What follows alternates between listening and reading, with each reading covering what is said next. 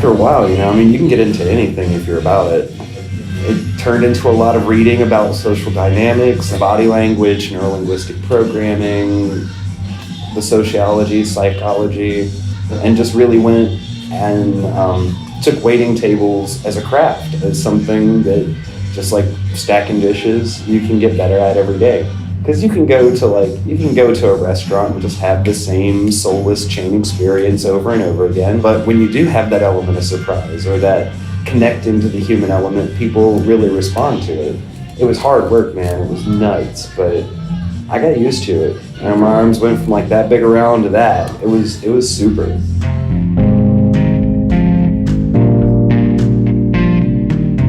All of our friends were getting pregnant, and we were like, okay, let's get pregnant.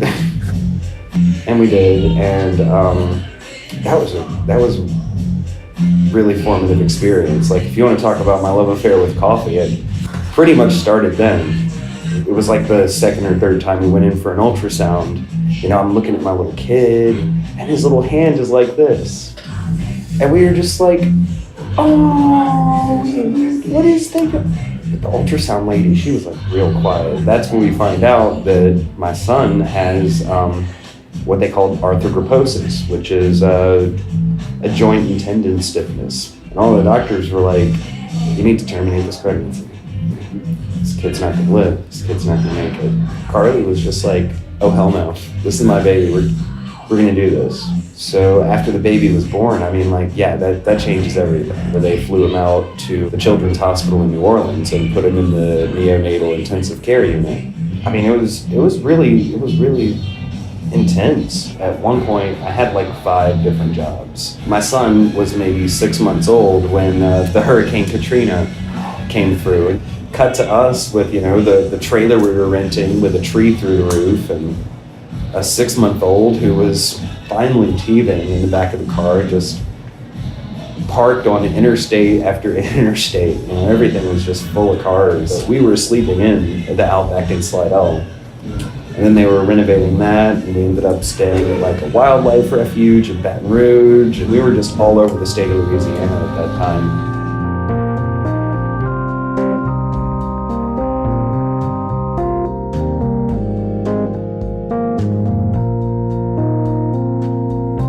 That was when, like, I really learned to apply a lot of the theory that I put into serving as a craft. It's like, well, you've practiced, you've studied, you've learned, it's time to do it. And do it we did. The whole road would just be backed up with, you know, cars waiting for styrofoam boxes of steaks. Like, the whole driveway, the whole turning lane, the whole road down the turning lane. I ended up moving back to Natchez. It wasn't long after the BP oil spill in the Gulf. The Outback I was waiting at, you know, had this big campaign. You know, we only use fresh Louisiana seafood. And then the oil spill happens. I was sitting on the front porch with a beer, just watching the river go by, and that's when I met Dub. You know, finally and officially, he said, you know, I'm not begging you to help me, but I'm begging for some help. The coffee knowledge I already had was basically just scratching the surface. It took a lot of on-the-job training before I was ready to go for a barista certification.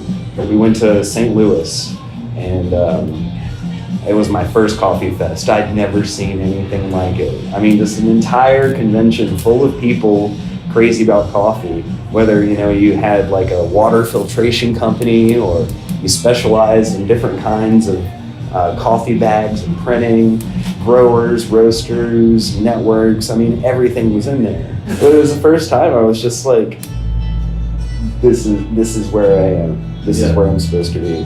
It's been a really incredible thing, because being behind that coffee bar has just kind of been an accumulation of everything I've either consciously or unconsciously worked on.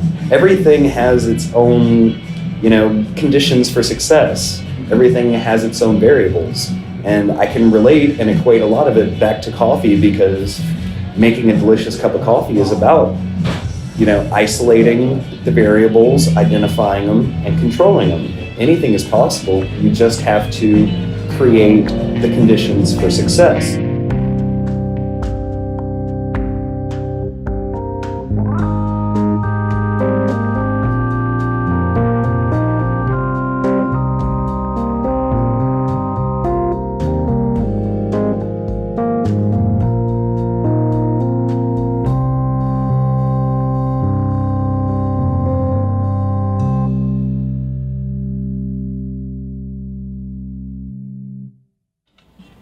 the Dolce Frizzetti is a pretty simple and straightforward recipe.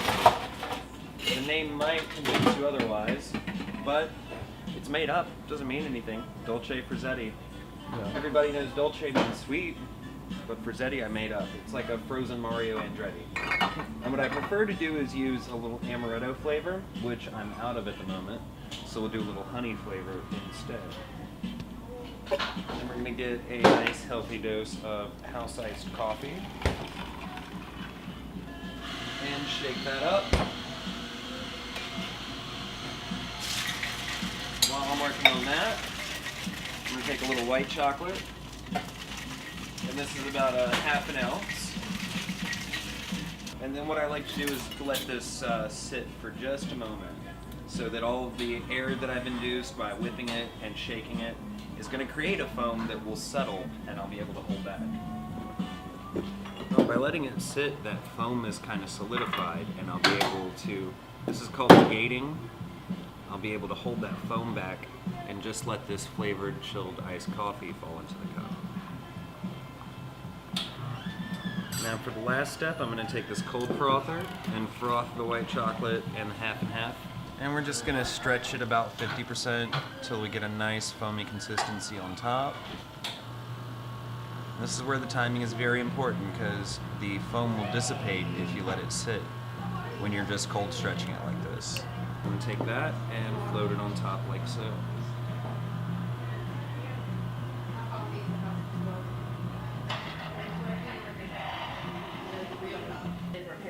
Cheers. And then in a couple months they're going to go in and they're going to take that whole discount. Perfection.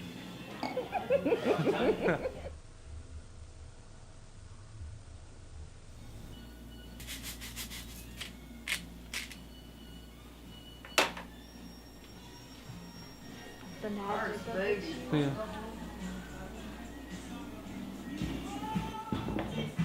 I've done a couple of different things. One of the street cats that we were friends with got hit by a car, so I memorialized him in a latte.